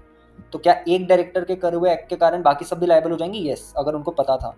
सो यही लिखा है कि इन light of the above discussion, fraud by just one director would also make other directors liable if they are aware of it or consented to such an act। और यहाँ पर उन्होंने 4 आउट ऑफ 4 मार्क्स जो है वो यहाँ पे दिए हैं। तो इस तरीके से ये वाला पूरा आंसर मैंने लिखा है। उसके बाद में क्वेश्चन नंबर 4 का जो ए वाला है, क्वेश्चन नंबर 4 का जो ए वाला है उसमें उन्होंने पूछा फैक्टर्स आप बता दो जो competition commission of India will take into account to determine whether an agreement has any appreciable adverse effect on competition in the market और नॉट। तो ये डायरेक्ट क्वेश्चन है, इसमें कुछ भी नहीं था, इसमें सीधे फैक्टर्स मेंशन करने थे। तो फॉलोइंग फैक्टर्स जो है वो CCI करता है कंसिडर, वो चीज़ मैंने मेंशन कर दी। कुछ 6 फैक्टर्स जो है वो मैंने मेंशन इसके अंदर करे। और भी कई सारे फैक्टर्स हैं, इसमें भी बहुत सारे फैक्टर्स हैं, बट डिपेंडिंग ऑन की मार्क्स कितने थे, तो 4 ही मार्क्स का था, तो मेरे को लगा कि 6 फैक्टर्स मेंशन करने से काम हो जाएगा, तो इसीलिए उन्होंने इसमें वो 3 मार्क्स जो है वो दिया। तो 2 और कर देता तो 4 में से 4 दे देते, बट ठीक है, ठीक है। उसके बाद ये हो गया आपका question number 4। Question number 3 capital A, उसके बाद में मैंने करा क्वेश्चन नंबर 3 कैपिटल ए जो है वो, उसमें सबसे पहला जो था फर्स्ट वाला, question number 3 capital A first,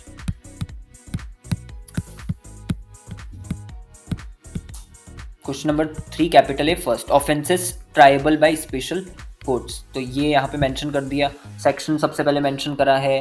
उसके बाद में स्पेशल कोर्ट्स की ये सेक्शन बात करता है, स्पेशल कोर्ट में कौन कौन रहता है, कंसिस्ट चेयर कौन करता है बेसिकली स्पेशल कोर्ट को, तो वो चीज़ इसके अंदर मेंशन करी है। कौन से केसेस ये लोग हैंडल करते हैं स्पेशल कोर्ट, ये मेंशन करा है। Then again it consist of metropolitan magistrate and judicial magistrate of first class for offences जो कि अदर देन स्टेटेड अबव है। तो 2 years और मोर वाले केस में तो एक सिंगल जज होता है जो कि सेशन या एडिशनल सेशन जज होता है, और बाकी दूसरे केसेस में ये होते हैं। ये मतलब जो भी प्रोविजन है 435 का वो पूरा मेंशन करा है। Then all the criminal cases fall within the jurisdiction of the special court. तो जो उन्होंने पूछा था कि कौन कौन से ऑफेंसेस ट्राइबल होते हैं स्पेशल कोर्ट, कौन कौन से ऑफेंसेस ट्राई करती है, तो वो इसका आंसर ये रहा। Further special court have been empowered to try any other offence which empowered to try any other offense while trying an offense under the Companies Act which is punishable under CRPC 1973। तो ये वाला point एक mention करा। Special courts can also try certain offences जिसमें imprisonment है of up to 3 years समरली। तो जो भी ऑफेंसेस वो ट्राई कर सकते हैं वो सब यहाँ पे मेंशन कर दिया, और थोड़ा सा स्टार्टिंग में स्पेशल कोर्ट के बारे में डिस्कस कर लिया। तो यहाँ पे उन्होंने वही 3 मार्क्स जो है वो 4 में से दिए। उसके बाद जो मैंने आंसर करा वो था question number 3 capital A third. इसमें उन्होंने पूछा था कि रूल ऑफ ऑप्ट आउट क्या होता है। तो रूल ऑफ ऑप्ट आउट जो है वो डिस्कस करा। इसका जो मेरे को एग्जैक्ट रूल नंबर है वो आता था तो वो मेंशन कर दिया, रूल 86 ऑफ NCLT रूल्स। तो ये करेक्ट रूल मेंशन करा। फिर उसके बाद रूल ऑफ ऑप्ट आउट क्या बोलता है वो क्लियरली मेंशन कर दिया सारी चीज़ें। फिर उसके बाद में ये सारे पॉइंट्स उसी से रिलेटेड हैं। इसमें एक सेक्शन जो जिससे ये रूल रिलेटेड है 245(5)(a) वो मेंशन करा। एंड फिर उसके बेसिस पे कंक्लूजन तो वैसे इसमें कुछ था नहीं, बट मेंबर जो ऑप्ट आउट कर लेता है वो परसू कर सकता है अपना claim in his individual capacity subject to the condition imposed by the tribunal. तो इस तरीके से इसको कंक्लूड कर दिया। काफ़ी शॉर्ट में लिखा है इसको भी मैंने। Again 3 out of 4। फिर question number 3 capital A fourth वाला जो है, question number 3 capital A fourth में उन्होंने पूछा था इकोनॉमिक ऑफेंसेस विंग जो है आपका Delhi special police establishment act 1946 में, उसको डिस्कस करना था। उस पर एक शॉर्ट नोट सा लिखना था। तो वो इकोनॉमिक ऑफेंस विंग के ऊपर पूरी चीज़ें जो है वो इकोनॉमिक ऑफेंस विंग क्या होता है, विंग में wing consist of highly specialise team, wing investigates into offences, तो उनके एग्जांपल दे दिए। देन EOW यूज़ करता है state of the art technology, ये सारी चीज़। Being an specialised body EOW direct its efforts to prevent economic offences from causing loss to the public at large. तो ये एक पेज में जो है 5 पॉइंट्स इसके बना करके और लिख दिए। यहाँ पर भी उन्होंने जो है 3 मार्क्स मेरे को दिए 4 में से। उसके बाद अगर यहाँ से भी आंसर देखें हम इनके, तो एसेंशियली जो फर्स्ट वाला हमने डिस्कस करा 3 का ए वाला, 3 कैपिटल ए फर्स्ट वाला, एक मिनट, 3 कैपिटल ए फर्स्ट वाला ये रहा। तो यहाँ पर उन्होंने 436 भी मेंशन करा है, 436 मैंने मेंशन नहीं करा। उसके बाद 435 मतलब उन्होंने ये बताया कि 436 के अंदर ये लिखा है कि जितने भी ऑफेंसेस 435 में मेंशन करें वो ट्राई कौन कर सकता है, स्पेशल कोर्ट कर सकती है। तो 436 मैंने मेंशन नहीं करा था। फिर ये CRPC वाले कर सकते हैं। उसके बाद और भी कई सारी उन्होंने चीज़ें इसमें डिस्कस करी है। मैजिस्ट्रेट अगर जुडिशियल मैजिस्ट्रेट है तो कितने दिन का टाइम होता है, मैजिस्ट्रेट अगर एग्जीक्यूटिव मैजिस्ट्रेट है तो कितने दिन का टाइमिंग होती है कस्टडी की, वो सब भी इसमें डिस्कस करा है उन्होंने। फिर उसके बाद में 167 ऑफ CRPC डिस्कस करा। तो इसमें कई सारे पॉइंट्स उन्होंने डिस्कस करे, बट मैंने इतने सारे पॉइंट्स उसमें डिस्कस नहीं करे। उन्होंने PMLA की भी प्रोविजन यहाँ पे डिस्कस कर लिए कि PMLA के भी कौन कौन से केसेस हैं जो स्पेशल कोर्ट ट्राई करता है, बट ये सब चीज़ें मेरे को पता ही नहीं थी। तो ये सारी चीज़ें मैंने बिल्कुल भी इसमें डिस्कस नहीं करी। एंड PMLA वाला तो इवन अगर आता भी तो भी नहीं करते, बिकॉज PMLA वाला यहाँ पर लगता ही नहीं कि वो रेलिवेंट है मेंशन करना भी। तो जो भी चीज़ें उससे रिलेटेड आती थी 435 से रिलेटेड, वो सारी मैंने मेंशन उस आंसर में करी थी। उसके बाद जो सेकंड वाला था, सेकंड वाला जो है वो भी हमने नहीं करा ना डिस्कस, सेकंड वाला भी हमने डिस्कस नहीं करा। जो थर्ड वाला है, थर्ड वाला ये देखो उन्होंने ऑप्ट आउट का ये पूरा डिस्कस करा कि ऑप्ट आउट में क्या आता है। तो 245(5)(a) का डिस्कशन हुआ है और रूल 86 है। देन उसके बाद उन्होंने फॉर्म भी मेंशन करा, फॉर्म नंबर NCLT 1 में आपको NCLT से परमिशन लेनी पड़ती है, फॉर्म मैंने मेंशन नहीं करा था। देन इकोनॉमिक ऑफेंस विंग पे उन्होंने लिखा, तो ये सारी चीज़ें उन्होंने भी मेंशन करी है, उनका भी आंसर इतना ही बड़ा है। और ऑब्वियसली एग्जैक्ट लैंग्वेज जो है वो आप नहीं, लिखने की कोई रिक्वायरमेंट नहीं है। उसके बाद में हम कौन सा डिस्कस कर रहे हैं, 3A का सेकंड। अच्छा 3A का सेकंड जो है वो भी मेरे को आता नहीं था, तो यहाँ पर भी ये इसके लिए भी मैंने सेम चीज़ करी थी कि जो आपको नहीं आता है जो भी, उसका बस आप नंबर डाल दो और वो पेज जो है वो ब्लैंक छोड़ दो। जब लास्ट में आपके पास जो टाइम बचता है आप उसमें अटेम्प्ट करो, जिससे जो आपको आते हैं एटलीस्ट वो आप आराम से अटेम्प्ट कर सको। तो ये भी मेरे को आता नहीं था, इसके लिए मैंने जगह छोड़ दी थी, इसको भी मैंने लास्ट में अटेम्प्ट करा था। तो जितना भी आता था कि application for settlement is rejected, तो normal proceeding would again start towards the concern applicant. अच्छा इसका क्वेश्चन के एक बार वो देख लेते हैं। इसका क्वेश्चन जो इन्होंने दिया है, क्वेश्चन इसका है rejection of application under SEBI settlement proceeding regulation 2018। तो किन किन केसेस में बेसिकली आपकी एप्लीकेशन जो है वो सेटलमेंट की रिजेक्ट करी जा सकती है, तो वो यहाँ पर इन्होंने बता दिया कि उन्होंने नहीं, क्या मैंने बता दिया यहाँ पे कि when the application for settlement is rejected the normal proceedings would again start towards the concerned applicant. जो पॉइंट याद आ रहा था, एंड कब कब रिजेक्ट कर सकते हैं, तो ये तो जो पॉइंट्स है ये मैंने मन से ही लिखे हुए हैं, और इसके बेसिस पे उन्होंने 2 मार्क्स जो है वो मेरे को 4 में से यहाँ पे दिए हैं। तो ये था थर्ड वाला। उसके बाद सेकंड वाला जो क्वेश्चन है, सेकंड का भी जो ए है वो मैंने अटेम्प्ट करा है, second capital A.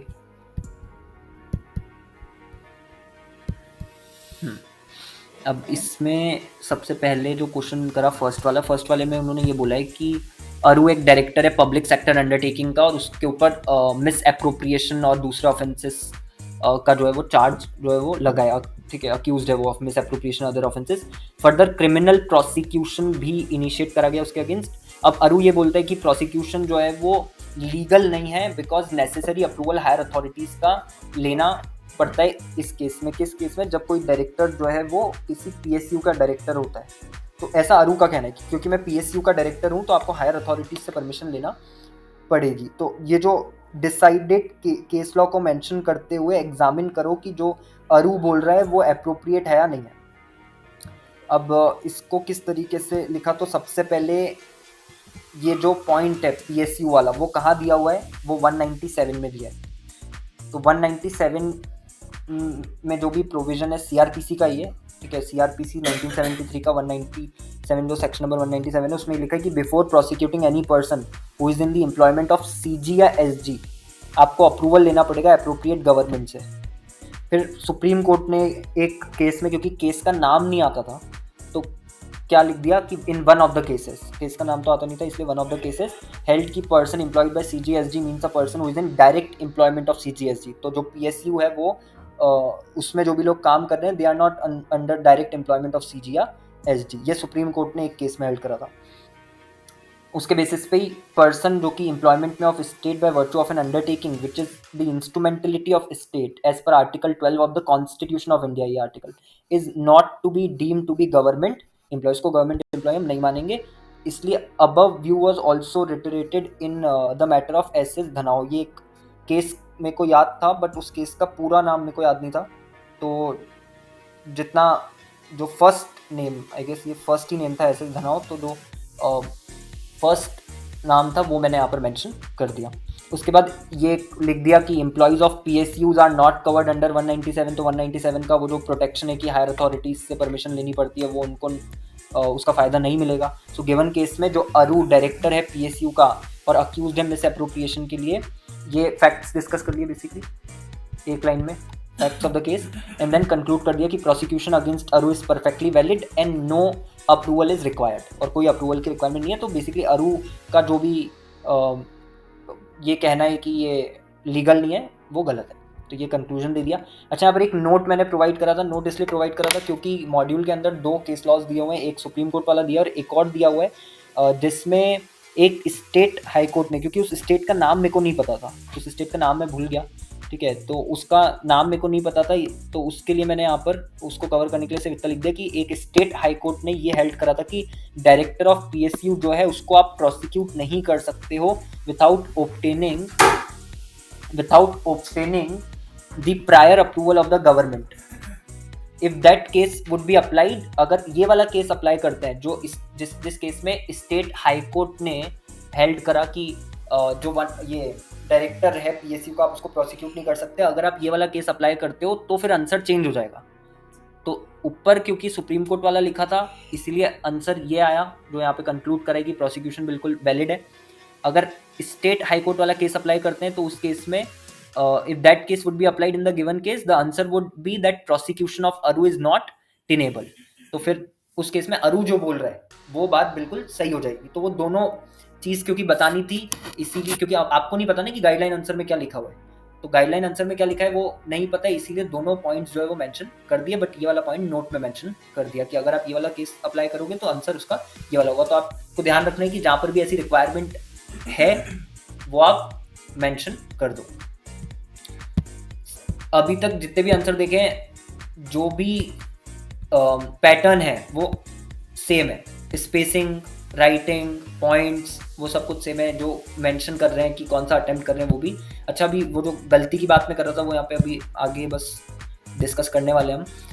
To capital A का जो सेकंड वाला है, ठीक है, सेकंड वाला तो जो था ये वो फ्रॉड से रिलेटेड था, 143(12) से रिलेटेड कि फ्रॉड हुआ है कंपनी में। तो आपको ये बताना है कि एक्सप्लेन करो duties responsibility of secretarial auditors under the companies act 2013। तो हमने पढ़ा है कि 143 सबसेक्शन 12 जो है वो statutory auditor, secretarial auditor, cost auditor सबके ऊपर एप्लीकेबल होता है। तो बस वही डिस्कस करना था। और फ्रॉड का अमाउंट यहाँ पे दिया हुआ है उन्होंने 3.5 करोड़ का है, तो 1 करोड़ से ज़्यादा है तो क्या प्रोसेस होगी, 1 करोड़ तक होता है तो अलग होती है, 1 करोड़ से ज़्यादा होता है तो अलग होती है।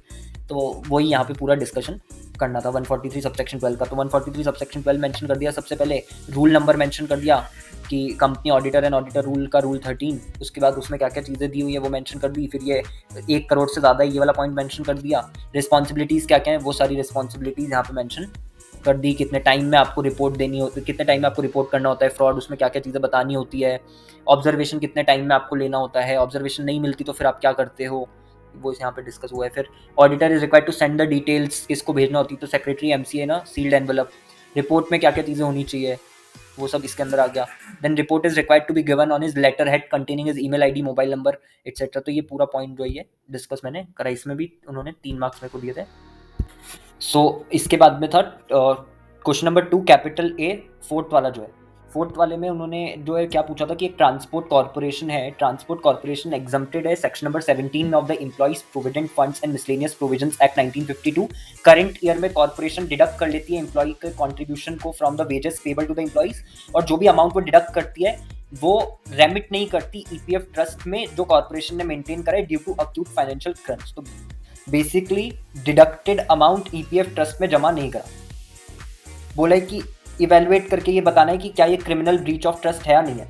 इसका आंसर मैंने किस तरीके से लिखा, तो सबसे पहले जो एक्सप्लेनेशन 1 है टू द रेलेवेंट सेक्शन। अब इसका एक सेक्शन है क्रिमिनल ब्रीच ऑफ ट्रस्ट का, उसमें जो एक्सप्लेनेशन 1 दी हुई है उसमें ये प्रोविजन लिखा है। तो मेरे को ये पता था कि एक्सप्लेनेशन 1 के अंदर ये चीज़ दी है, बट वो सेक्शन नंबर क्या है वो मुझे नहीं पता था। तो इसलिए मैंने किस तरीके से उसको लिखा कि एक्सप्लेनेशन 1 जो दी है to the relevant section of CrPC with respect to criminal breach of trust, उसमें ये बात मेंशन है कि एम्प्लॉयर जो है whether registered under section number 17 of the EPF and miscellaneous provisions act 1952 और नॉट, यानी जो एग्जम्प्टेड है वो भी कवर हो जाएंगे और जो एग्जम्प्टेड नहीं है वो भी कवर हो जाएंगे। दोनों ही जो डिडक्ट कर रहे हैं from the wages payable to the employees an amount as contribution to EPF and fails to deposit the same in the trust maintain for the purpose, employer shall be deemed to have the use employer shall be deemed to have used the property that is amount deducted in violation of the direction of law। अगर वो fail हो जाता है deposit करवाने में तो हम ऐसा मान लेंगे कि उस अमाउंट को एम्प्लॉयर ने क्या कर लिया, यूज कर लिया in violation of the direction of law, and इस केस में एम्प्लॉयर जो है वो गिल्टी हो जाएगा of the criminal breach of trust. तो ये पूरा प्रोविजन मेंशन करा, एंड देन उसके बाद गिवन केस में क्या चीज हुई है एक्चुअली वो मेंशन कर दिया कि एचटीसी जो है वो रजिस्टर्ड नहीं है, यानी रजिस्टर्ड नहीं यानी एग्जम्प्ट है, फिर भी उसके ऊपर 17 एप्लीकेबल होगा। और इन्होंने क्या करा है, fails to deposit the amount deducted from employees wages to the EPF trust, and based on this जो लास्ट वाला पॉइंट है वो कंक्लूड कर दिया कि act of the HTC amounts to criminal breach of trust. इसमें उन्होंने जो है वो मेरे को 2 मार्क्स अलॉट करें 4 में से। अब ऐसा इन्होंने क्यों करा तो उसको एक बार यहाँ पे देख लेते हैं। फोर्थ वाला जो आंसर है, फोर्थ वाला आंसर 2A4 ये रहा, ये इसका 405 जो है ये इसका सेक्शन नंबर है, बट ये मैंने मेंशन नहीं करा था। यस, एक्सप्लेनेशन इसकी जो है वो 1 है, जैसा मैंने मेंशन करा एक्सप्लेनेशन 1 टू द सेक्शन 405। उसके बाद एक चीज़ जो मैंने गलत मेंशन करी वो ये कि मैंने मेंशन करा सीआरपीसी का 40 मतलब जो मैंने लिखा है कि रेलेवेंट सेक्शन ऑफ सीआरपीसी, तो वो रेलेवेंट सेक्शन ऑफ सीआरपीसी नहीं है, वो रेलेवेंट सेक्शन है आईपीसी का।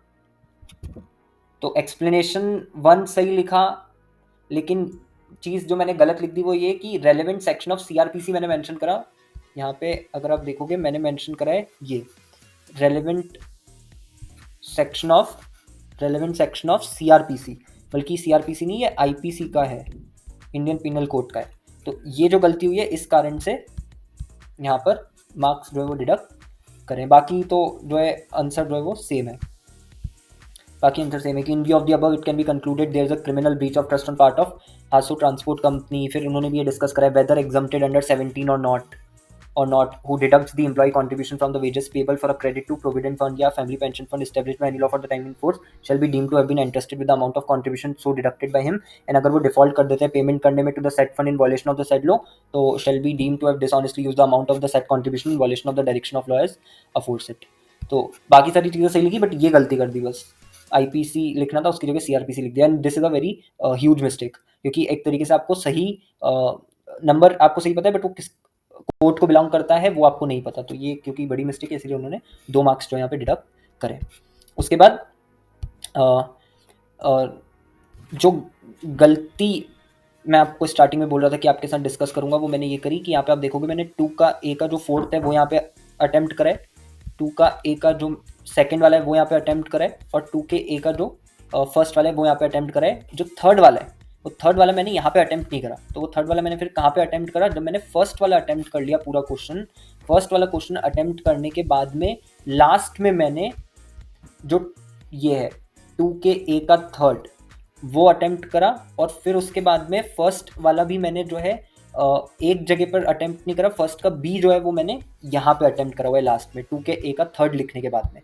तो ये भी एक बहुत बड़ी मिस्टेक जो है वो मैंने करी, ये आपको ध्यान रखना कि आप ऐसा मत करना, आप स्पेस छोड़ देना कि अगर आपको 2 के ए का मतलब से फॉर एग्जांपल 2 के ए का थर्ड था, तो 2 के ए के थर्ड के लिए मेरे को स्पेस छोड़ देनी थी वहीं पे, क्योंकि सारे पार्ट आपके एक ही जगह पे होने चाहिए, और फिर उसके बाद जो मेरे को आता था वो मैं अटेम्प्ट कर लेता, और फिर उसके बाद तो स्टार्टिंग में मैं ऐसे ही कर रहा था, बट ये होता है लास्ट टाइम पर, जो आपको ध्यान रखना है कि लास्ट टाइम पर जो रश जिसको बोलते हैं कि हो जाता है, तो वो ये उसी के कारण रीज़न वही है ये चीज़ होने का, कि रश हो गया कि अटेम्प्ट पूरा होगा या नहीं होगा, और उस चक्कर में फिर आगे पीछे ये हो गया, या ध्यान से निकल गया कि अरे स्पेस भी छोड़नी थी, तो इस चीज़ का आपको ध्यान रखना है। तो ये जो गलती करी है कि एक जगह सारे पार्ट नहीं है, ये आपको ध्यान रखना है, आप ये गलती ना करो।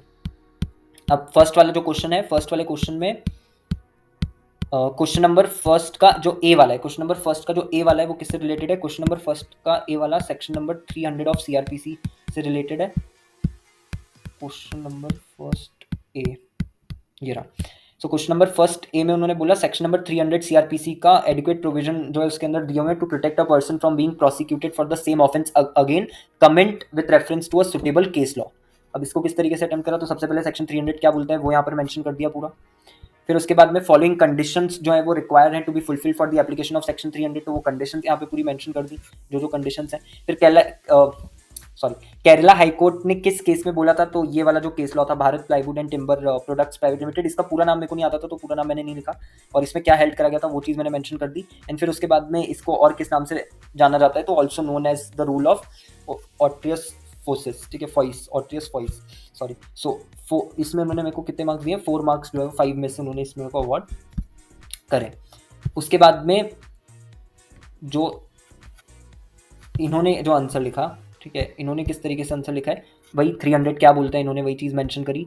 फिर उसके बाद में ये देखो जो केस लॉ है वो भी सेम है, Bharat plywood and timber products private limited, पूरा नाम मैंने इसका नहीं लिखा था, ये वाला चीज़ मैंने नहीं लिखी, ROC एंड अनादर, और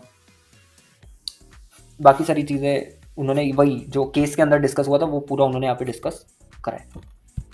तो क्योंकि सारी चीज़ें मैच हो रही है इसीलिए 5 में से उन्होंने 4 मार्क्स जो है वो अलॉट करे। उसके बाद बी वाला जो है, ठीक है, तो बी वाला जो है वो मैंने शायद लास्ट में यही वाला क्वेश्चन अटेम्प्ट करे क्योंकि मेरे को नहीं आता था, ये इनकम टैक्स असेसमेंट वाला ये क्वेश्चन था, तो ये मेरे को नहीं आता था, ये मैंने लास्ट में करा है, उसको वहाँ पे मैं आपको डिस्कस कर लूँगा लास्ट में। उसके बाद जो मैंने करा अटेम्प्ट वो था फर्स्ट का सी जो है वो किससे रिलेटेड है, फर्स्ट का सी इज रिलेटेड टू कि एक गज जो है वो मैनेजिंग डायरेक्टर है एमजीआर लिमिटेड का, जो रिटायर हो गया मार्च 31 2021 को अपॉन अटेंडिंग सुपर एनुएशन।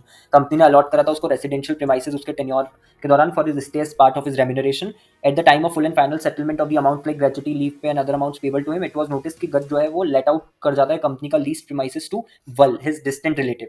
तो गज को जो रेम्यूनरेशन के तौर पे वो रेसिडेंशियल प्रीमाइसेस कंपनी ने दिया था, वो क्या करता है रिटायरमेंट के बाद, मतलब रिटायरमेंट हो जाने पे उसको लेट आउट कर देता है कंपनी के लीज प्रीमाइसेस को, वल को, उसका जो डिस्टेंट रिलेटिव है।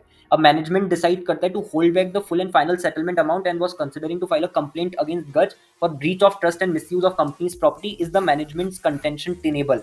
क्या मैनेजमेंट का कंटेंशन जो है वो टिनेबल है या नहीं है? अब इसको किस तरीके से अटेम्प्ट करा, तो इसमें सबसे पहले जो इसका रेलेवेंट सेक्शन है सेक्शन 452 सब सेक्शन 1, वो मैंने यहाँ पे डिस्कस करा। उसके बाद वो क्या बोलता है वो सारे पॉइंट्स यहाँ पे डिस्कस करें। देन उसके बाद में एम्प्लॉई पे कितना फाइन लगता है अगर वो कोई भी कॉन्ट्रावेंशन करता है 452 सबसेक्शन 1 की, तो वो चीज़ डिस्कस करी। देन 452 सबसेक्शन 2 क्या बोलता है वो डिस्कस करा। तो ये काफ़ी बड़ा आंसर जो है वो था, ठीक है। उसके बाद फर्दर एज पर प्रोवाइजो एक है 452 सबसेक्शन 2 में एक नई प्रोवाइजो ऐड हुई थी विद इफेक्ट फ्रॉम जनवरी 2021, वो डिस्कस करी। फिर कोर्ट जो है वो क्या चीज़ नहीं करेगा इस प्रोवाइजो के अकॉर्डिंग, वो यहाँ पे मैंने बताया। देन गिवन केस में गज जो एमडी है कंपनी का has retain the residential premises dwelling unit and leased it out to वल। The contention of the management is tenable. Management जो भी बोल रहा है वो बिल्कुल सही है कि मैनेजमेंट ने जो भी एक्शन लिया बेसिकली वो बिल्कुल सही है। एंड गज is liable under section number 452। अच्छा, एक नोट मैंने यहाँ पर दिया है कि प्रोवाइजो जो है 452 सबसेक्शन 2 की would be applicable in the instant case if Gaj withholded the property for non payment of the PF amount and in that case he would have been liable for fine only. तो जैसे एक आगे मैंने discuss करा था जो 197 हमने करा था सेक्शन नंबर 197 ऑफ सीआरपीसी के केस में, जिस तरीके से नोट दिया था सिनेरियो कंसिडर करके, वैसे ही नोट यहाँ पे भी दिया है कि अगर 452 सबसेक्शन 2 की प्रोवाइजो आप कंसिडर करोगे तो उसके बेसिस पे आंसर जो है वो चेंज हो जाएगा। तो इट हैज बीन अज्यूम्ड, यहाँ पर एक अजम्पशन भी लिख दिया कि इट हैज बीन अज्यूम्ड गज ने जो ये लेट आउट करी है प्रॉपर्टी पहले लेट आउट करी है and then company withholded the amount of PF, क्योंकि अगर कंपनी ने उसका पीएफ का पैसा विथहोल्ड करके रखा है और उस कारण से गज जो है उसने प्रॉपर्टी को आगे लेट आउट करा होता, तो गज ने जो भी एक्शन लिया है वो बिल्कुल सही होता based on the proviso to section 452 subsection 2। But हमने ये अज्यूम कर रहे हैं कि गज ने लेट आउट पहले कर दी प्रॉपर्टी और फिर उसके बाद में मैनेजमेंट ने डिसाइड करा कि उसका जो पीएफ का पैसा है वो हम क्या कर रहे हैं विथहोल्ड कर रहे हैं। इसमें उन्होंने मेरे को जो है 3 मार्क्स दिए हैं 5 में से। इसमें उन्होंने क्या चीज़ें डिस्कस करी वो एक बार देख लेते हैं। सी फर्स्ट का जो सी वाला है, फर्स्ट के सी में उन्होंने भी 452 को डिस्कस करा है। सबसे पहले उसमें क्या क्या चीज़ें आती है वो सब डिस्कस करा है। पेनल्टी और फाइन का जो भी अमाउंट है वो सब यहाँ पे डिस्कशन उन्होंने करी है। 452 सबसेक्शन 2 उन्होंने भी यहाँ पे डिस्कस करा है, उसमें क्या क्या चीज़ें मेंशन है वो सारी चीज़ें लिखी है। फिर फर्दर एज पर प्रोवाइजो भी डिस्कस करी है 452 2 की, ये मैंने भी डिस्कस करी थी, तो ये सारी चीज़ें यहाँ पर इन्होंने मेंशन करी है। अकॉर्डिंगली कंपनी में फाइल अ कंप्लेंट अगेंस्ट गज under section 452 1 of the act and he may be punished in accordance with 452 subsection 2 along with the proviso there. तो मतलब गज गलत है, जो हमारा कंक्लूजन था वो इन्हीं का इन्होंने भी वही कंक्लूजन दिया है। सारी चीज़ें सही है बट वही कि थोड़ा सा लैंग्वेज का वेरिएशन होगा, इस कारण से उन्होंने जो है वो 3 मार्क्स जो है वो 5 में से दिए।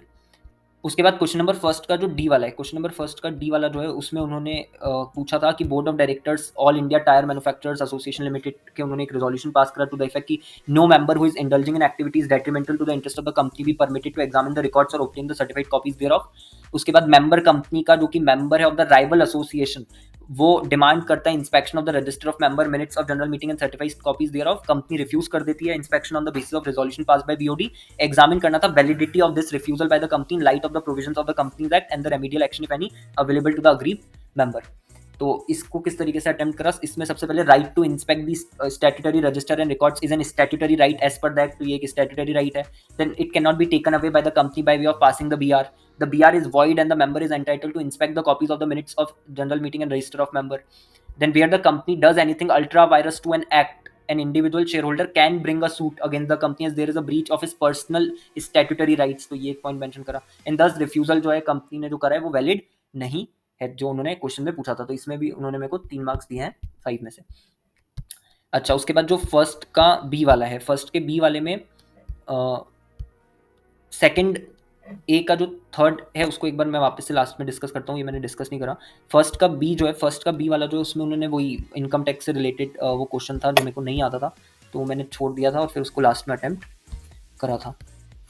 इसमें मैंने यही जो पॉइंट आते थे 3, ठीक है, वो पॉइंट लिख दिए कि एओ इसमें पूछा वैसे उन्होंने ये था कि इनकम टैक्स असेसमेंट के दौरान एओ जो है उसको लगता है कि कंपनी ने कंसील करी है कुछ incentive income receive from its related parties. Assessing officer जो है वो इस केस को परसू करना चाहता है और सीज करना चाहता है certain documents and records of the company without obtaining the permission from the competent authorities. तो वो बेसिकली ये चीज करना चाहता है but without obtaining the permission from the competent authorities. तो it has been more than 2 months since the documents have been seized. उसने seize कर भी लिए और 2 महीने भी हो चुके हैं डॉक्यूमेंट्स को सीज करे हुए। क्या असेसिंग ऑफिसर ऐसा कर सकता है, पहली चीज ये, और दूसरा evaluate whether the act of the assessing officer is justified.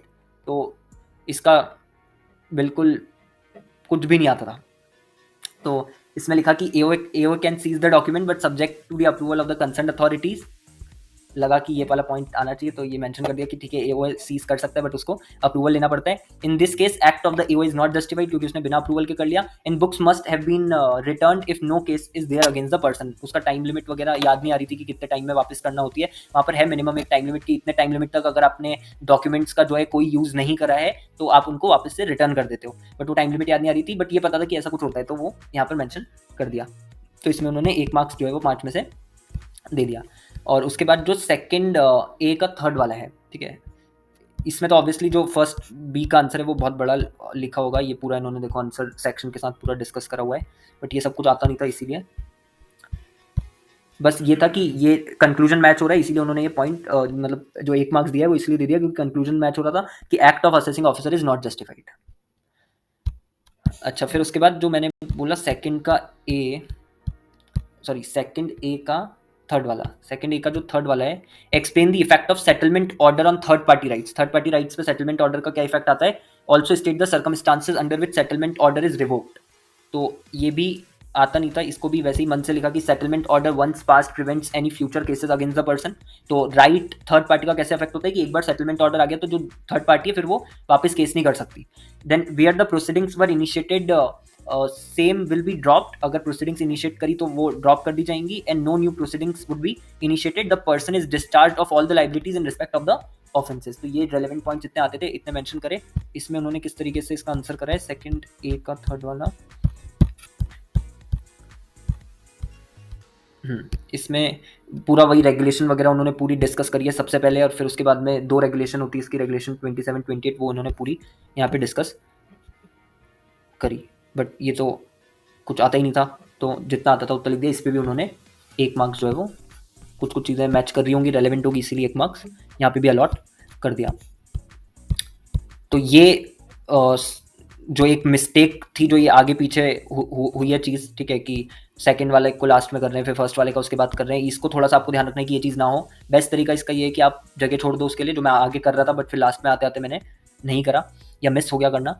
तो ये आपको ध्यान रखना है, ये गलती ना हो, ठीक है। और उसके बाद में वो जो मैंने स्टार्टिंग वाले आंसर में पॉइंट्स आपके साथ डिस्कस करे थे कि आपको जो भी प्रोविजंस वगैरह है वो सही लिखने हैं, सिंपल लैंग्वेज रखनी है, सेक्शन वगैरह अगर आपको आता है तो आप लिख सकते हो वरना ऐसा कुछ ज़रूरी नहीं कि सेक्शन लिखना ही लिखना है।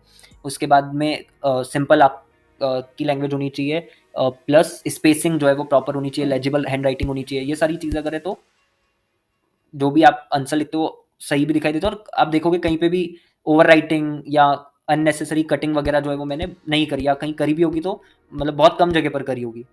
अभी तक तो कहीं पर देखी नहीं मैंने खुद ने भी कॉपी में, बट अगर कहीं है भी तो बार बार फ्रीक्वेंटली कोई कटिंग या ओवर राइटिंग जो है वो पूरी कॉपी के अंदर नहीं करी है। तो ये भी एक पॉइंट है जो आपको ध्यान रखना है। ये एक छोटा सा एनालिसिस मैंने करा है जिसमें जो हमारा क्वेश्चन होता है कि कितना लिखना है उसको लेकर के एनालिसिस है। तो जो 4 मार्क्स वाले क्वेश्चंस थे, टोटल 16 क्वेश्चंस थे 4 मार्क्स के, उसमें से 10 क्वेश्चंस ऐसे थे जिनका आंसर मैंने 2 पेज में करा और 6 क्वेश्चन ऐसे थे जिनका आंसर मैंने सिर्फ 1 पेज में करा। ऐसे ही जो 5 मार्क्स वाले क्वेश्चंस थे, 5 मार्क्स वाले 4 क्वेश्चंस थे जिसमें 2 क्वेश्चंस जो है उनका आंसर मैंने 1 पेज में करा था, एक क्वेश्चन था जिसका आंसर 3 पेजेस में करा था और एक था जिसका आंसर मैंने 2 पेजेस में करा था। 8 मार्क्स वाले केस में भी एक क्वेश्चन ऐसा था जिसका आंसर मैंने 3 पेजेस में करा था और एक ऐसा था जिसका मैंने आंसर जो है वो 2 पेजेस में करा था। तो डिपेंडिंग कि आपसे क्वेश्चन में क्या पूछा है, आपका जो आंसर है उसकी लेंथ डिसाइड होगी। आपको ऐसा नहीं करना कि आप एक सेट अपने दिमाग में करके जा रहे हो पहले से ही कि 4 मार्क्स का होगा तो हम तो 2 ही जो है पेजेस लिखेंगे, या 8 मार्क्स का होगा तो हम 4 पेजेस 5 पेजेस लिख देंगे। नहीं, जो रेलेवेंट आपका आंसर जिससे कंप्लीट हो जाए वही चीजें आपको मेंशन जो है वो करनी है। पेज से कोई फर्क नहीं पड़ेगा, पेजेस के बेसिस पे मार्क्स जो है वो कभी भी अवॉर्ड नहीं करे जाते, तो इस बात का आपको ध्यान रखना है। So this was the complete analysis of my certified copy of RCDNR. I hope you have got answers to various questions with respect to presentation of an answer. If you have any doubt with respect to this, please feel free to drop the same in the comment section and I will try to answer as soon as possible. Also, you can mention the name of the subject on which you want me to present an analysis in the next video. Thank you so much for watching this video. Take care and I will see you in the next one.